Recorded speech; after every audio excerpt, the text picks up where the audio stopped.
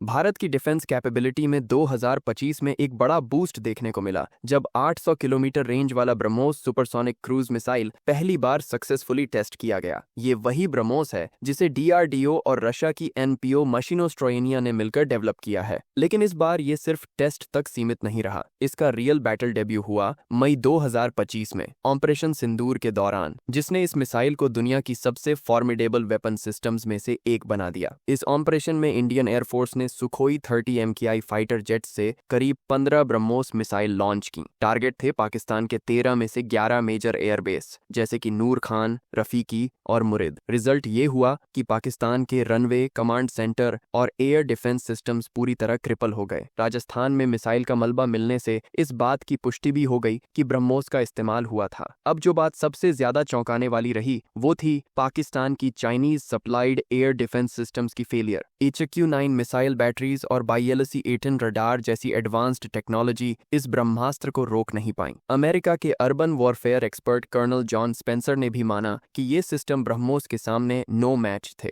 3 Mac की speed, लो radar cross section और advance electronic counter measures के चलते ये मिसाइल एयर डिफेंस को पूरी तरह ब्लाइंड कर देती है। और इसकी फायर एंड फॉरगेट कैपेबिलिटी और 1 मीटर से कम सर्कुलर एरर प्रोबेबल इसे पिन पॉइंट अटैक में भी मास्टर बनाती है। पाकिस्तान ने एक बयान दिया कि उन्होंने एक ब्रह्मोस मिसाइल को सॉफ्ट किल यानी इलेक्ट्रॉनिक जैमिंग से बेअसर किया, लेकिन इंडिपेंडेंट डिफेंस एनालिस्ट्स ने इसे प्योर प्रोपेगेंडा बताया। 2022 में जो ब्रह्मोस गलती से पाकिस्तान में जा गिरा था वो भी बिना इंटरसेप्ट हुए पहुंच गया था, जो दिखाता है कि पाकिस्तान एयरफोर्स इस मिसाइल की स्पीड और स्टील्थ से निपटने में पूरी तरह नाकाम है। ऑपरेशन सिंदूर के बाद पाकिस्तान को अपने फाइटर जेट्स को पीछे के एयरबेस में शिफ्ट करना पड़ा और उन्होंने तुरंत सीज फायर की डिमांड भी की। ये सब दिखाता है कि ब्रह्मोस सिर्फ एक टैक्टिकल वेपन नहीं बल्कि एक स्ट्रैटेजिक गेम चेंजर भी है। अब इसकी सफलता के बाद इंडिया ने इसके प्रोडक्शन और डेवलपमेंट को तेजी से आगे बढ़ाना शुरू कर दिया है। लखनऊ में BrahMos aerospace integration and testing facility को हाल ही में इनॉग्रेट किया गया है। ये facility Uttar Pradesh defence industrial corridor का हिस्सा है और इसे सिर्फ 3.5 साल में 300 करोड़ रुपए की लागत से तैयार किया गया है। यहाँ न सिर्फ मौजूदा ब्रह्मोस वेरिएंट्स असेंबल और टेस्ट होंगे बल्कि अगले जनरेशन के ब्रह्मोस NG वर्जन पर भी काम होगा। ब्रह्मोस NG वर्जन हल्का होगा जिससे इसे MiG-29, मिराज 2000 और तेजस जैसे छोटे फाइटर जेट्स से भी लॉन्च किया जा सकेगा। इसकी ट्रायल 2026 में हो सकती है। साथ ही स्ट्रेटेजिक मटेरियल्स टेक्नोलॉजी कॉम्प्लेक्स के जरिए इंडिया अब एरोस्पेस ग्रेड मटेरियल्स में भी आत्मनिर्भर बन रहा है। इंडिया अब एक हाइपरसोनिक ब्रह्मोस वर्जन और एक सबमरीन लॉन्च्ड वेरिएंट पर भी काम कर रहा है। फिलीपींस और वियतनाम जैसे देशों से भी फॉलो ऑन ऑर्डर्स की उम्मीद है। मार्च 2025 में डिफेंस एक्विजिशन काउंसिल ने 20,000 करोड़ रुपए के अतिरिक्त ब्रह्मोस ER रेजिमेंट्स की खरीद को अप्रूवल दे दिया है। इसका मतलब है कि आने वाले वक्त में प्रोडक्शन और एक्सपोर्ट